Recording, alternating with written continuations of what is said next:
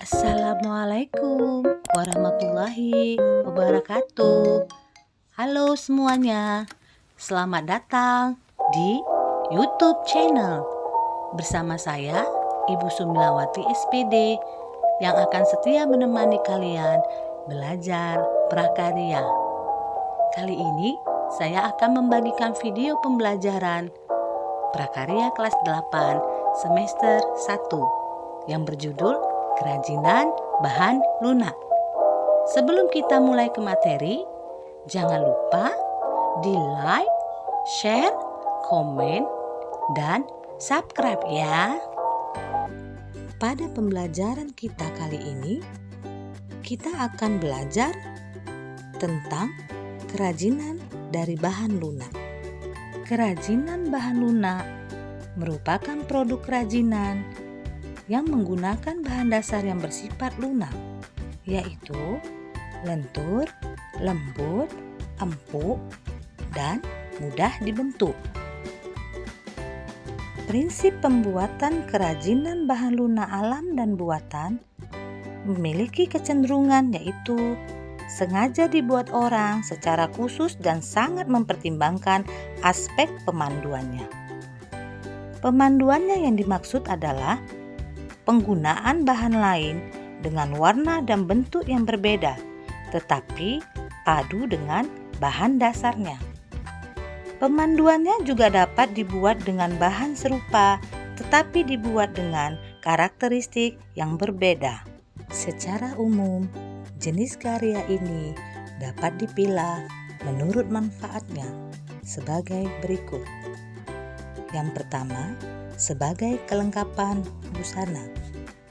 Produk kerajinan bahan lunak dibuat dengan mempertimbangkan produk tersebut dapat mempercantik diri dalam menggunakan busananya. Contohnya, produk-produk aksesoris seperti gelang, kalung, bros, dan cincin. Yang kedua, sebagai kelengkapan suatu benda. Kerajinan bahan lunak yang difungsikan sebagai kelengkapan suatu benda, sebagai contoh, kotak tisu yang dilengkapi dengan hiasan keramik pada bagian muka. Jika kotak tisu sudah tidak terpakai, keramik dapat dilepas dan dipasangkan pada kotak tisu lainnya. Yang ketiga, sebagai kelengkapan rumah atau bangunan. Produk kerajinan dapat dijadikan manfaat sebagai pelengkap rumah atau bangunan tertentu. Contohnya, air mancur berbentuk kendi atau patung, bahkan berbentuk kodok di taman rumah. Dan yang keempat, sebagai kelengkapan keperluan ritual atau upacara adat. Banyaknya ritual atau upacara adat Nusantara tentunya bervariasi pula kerajinan bahan lunak yang dapat dimanfaatkan sebagai pelengkap upacara. Contohnya, lilin. Lilin banyak digunakan untuk berbagai acara ritual dan pesta adat. Jenis dan karakteristik kerajinan bahan lunak terdiri dari dua jenis, yaitu kerajinan bahan lunak alam dan kerajinan bahan lunak buatan. Bahan lunak alam adalah bahan lunak untuk karya kerajinan yang diperoleh dari alam sekitar, dan cara pengolahannya juga secara alami, tidak dicampur maupun dikombinasi dengan bahan buatan. Contoh bahan lunak alam adalah tanah liat, kulit, forklay, dan getah nyatu. Bahan lunak buatan adalah bahan untuk karya kerajinan yang diolah dan dicampur dengan zat kimia tertentu sehingga menjadi lunak, lembut, empuk, dan mudah dibentuk. Contoh bahan lunak buatan adalah polimer clay, gips, lilin, fiberglass, dan sabun. Keragaman bahan lunak memiliki karakteristik yang berbeda satu dengan lainnya. Adapun ciri-ciri dan karakteristik kerajinan bahan lunak alam dari tanah liat adalah tanah liat memiliki warna yang beragam, tetapi semuanya merupakan warna natural tanah, yaitu warna coklat.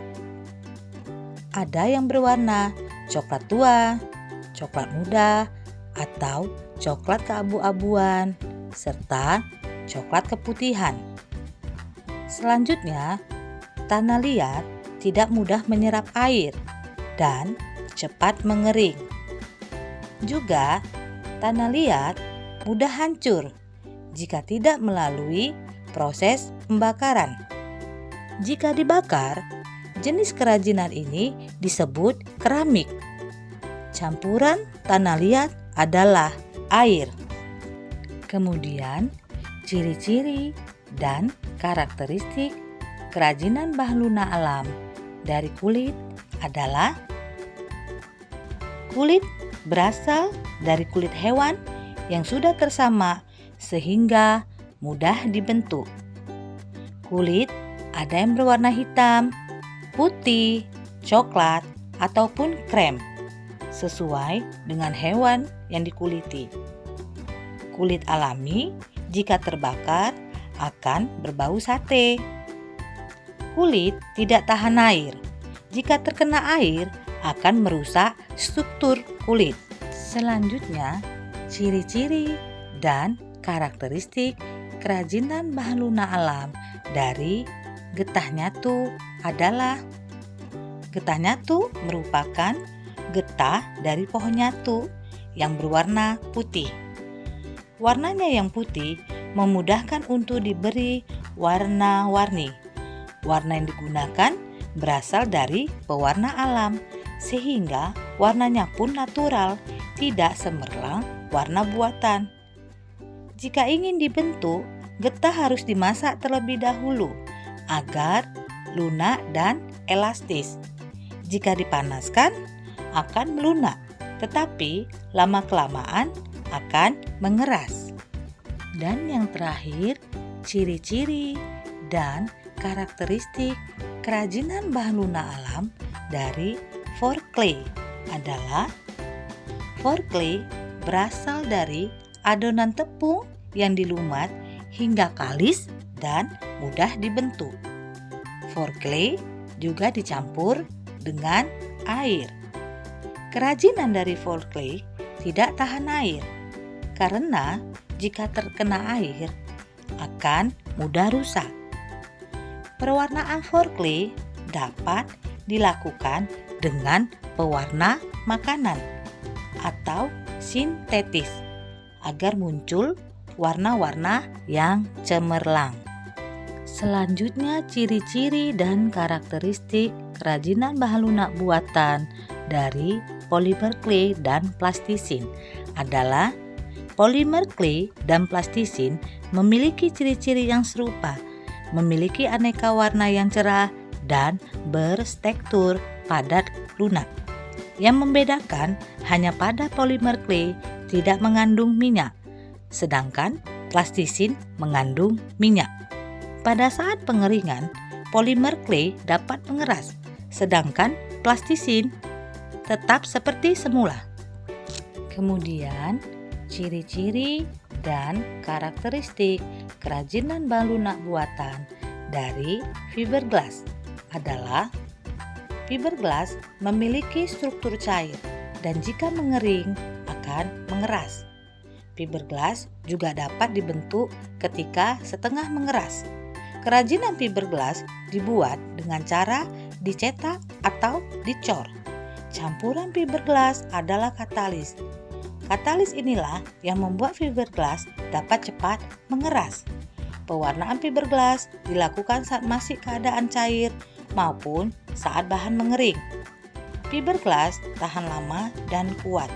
Wujudnya bening sebening kaca atau air, sehingga dapat dibentuk kerajinan yang menyerupai air. Kemudian, ciri-ciri dan karakteristik kerajinan bahan lunak buatan dari lilin adalah lilin berwujud padat, namun jika dipanaskan akan mencair. Pengolahan kerajinan dengan bahan lilin dilakukan dengan cara dicetak atau dicor. Pewarnaan dilakukan saat lilin mencair.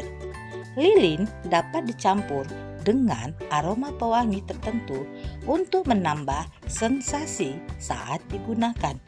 Lelehan lilin yang terbuang dapat dipanaskan dan dicetak kembali. Selanjutnya, ciri-ciri dan karakteristik kerajinan bahan lunak buatan dari gips adalah: wujud bahan gips adalah bubuk dicampur dengan air menjadi adonan yang kental.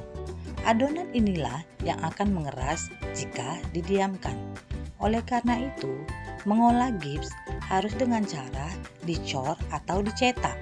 Perwarnaan gips biasanya setelah produk jadi. Gips mudah pecah sehingga harus berhati-hati saat berkarya dengan bahan ini. Yang terakhir, ciri-ciri dan karakteristik kerajinan bahan lunak buatan dari sabun adalah: sabun berwujud padat sehingga dapat langsung diukir saat padat. Sabun dapat pula diparut atau dihaluskan dan dibentuk seperti foreplay. Sabun yang didiamkan akan mengeras. Pewarnaan sabun dilakukan dengan mempertahankan warna sabun atau dapat pula ditambah biang warna saat sabun dibuat adonan. Berikut ini proses produksi kerajinan bahan lunak. Sebelum membuat kerajinan, perlu dipahami dahulu seperti apa membuat karya yang berkualitas. Maka proses penciptaannya harus mengacu pada persyaratan.